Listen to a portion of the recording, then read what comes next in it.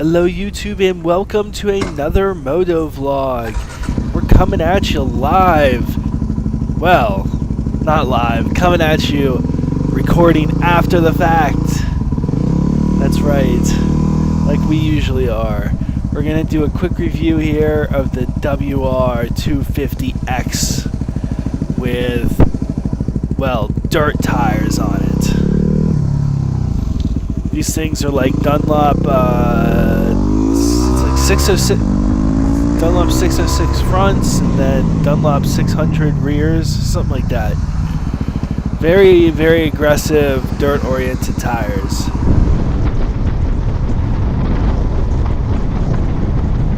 So we got this clip here. You can't probably see it on YouTube, but there's a doggy in the back of that car going crazy. That white car. And of course we got a man there on his cell phone coming to a stop. Can't be bothered to look at what he's doing. He's got to be looking at his cell phone.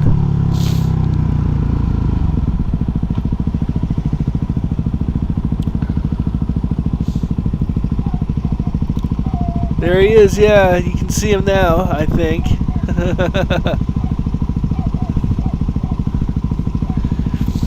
Now these guys want to get away from me probably because,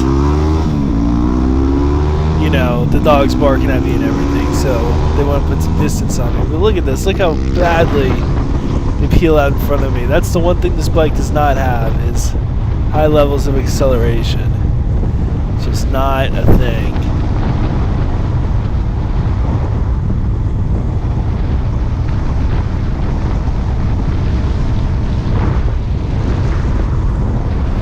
So now we're getting out into the farmland, or the country, where the pavement ends and, you know, the gravel begins. So I'm going to start off with my biggest complaints about this bike, and that is the ergonomics when standing up do not suit me, you know, my body shape very well at all. They really make it hard, actually, especially when going uphill. They make it very hard to hold on, and I feel like I'm using like all my strength to grip the seat, which I can barely do with my legs. But yeah, I gotta use all my strength to grip the seat, and I can't hold on to the bars like at all, because of the way they're positioned. I'm not sure if rolling them forward would perhaps help, but the way it is right now, I need a lot of help. Well, with that out of the way, the best thing about this bike, I would say, is the suspension.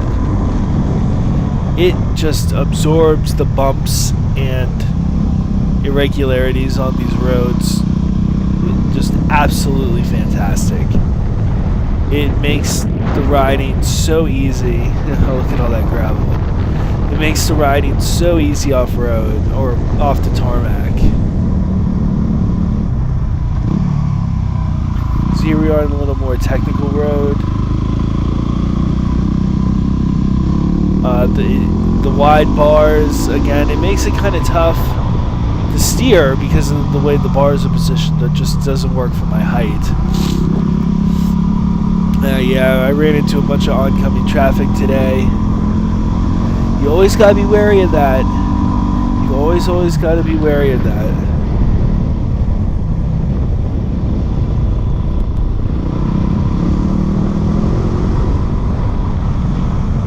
So yeah, you can see this car coming from a ways away. That's not so scary, you know, when you can actually see it coming. Look how slow he's going too.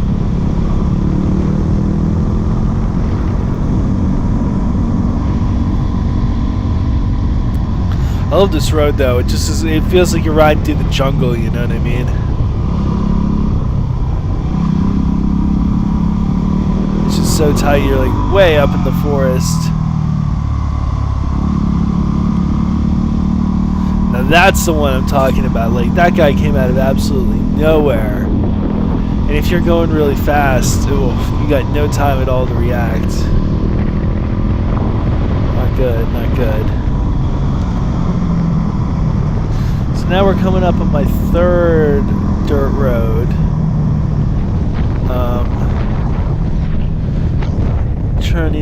Turning off the road and everything. So for this one, I tried to, you know, just sit down. I just stayed seated on the bike and rode that way. And I gotta say, I actually was extremely impressed by the way the bike handled being seated. I felt much more comfortable on the bike sitting down than I did standing up. And because of the really nice plush suspension on this bike, I really didn't feel like wanting the need to stand up over the bumps on the road. Even though the road was quite bumpy, the bike was able to soak everything up even without standing. So I got to admit, for these roads, I'm not sure if standing's the right way to go. Now, for visibility's sake, it sure is. But for long-term comfort and actual, like, you know, fatigue and stamina and all that good stuff, I would say do mostly sitting and stand when you feel like you need to stand. So that's just my opinion. I mean, if I could get the bike set up a little bit better for my height, I think I would change my opinion and say just stand, because you can go faster. But it felt so awkward. So now we're just, you know, back on the road. This is the dual sport thing, right? You get a little bit of off-roading, but really you gotta ride there and then ride home. You can probably see and hear how hard I'm accelerating, and it's like I'm not even keeping up with that SUV. The pleasures of a 250. You gotta really wring its neck to get anywhere. Look at that cloud cover. I'm too late. And this is the final clip. Just again getting demolished by an Acura. There he goes. I was trying to keep up until about this point, and I was just like, oh my god, it's not gonna happen. Anyways, yeah, those are my thoughts on this bike. You know, it's slow, it has really nice suspension, and the ergonomics of standing up just don't do it for me. Anyways, thank you guys so much for watching, and think about your riding.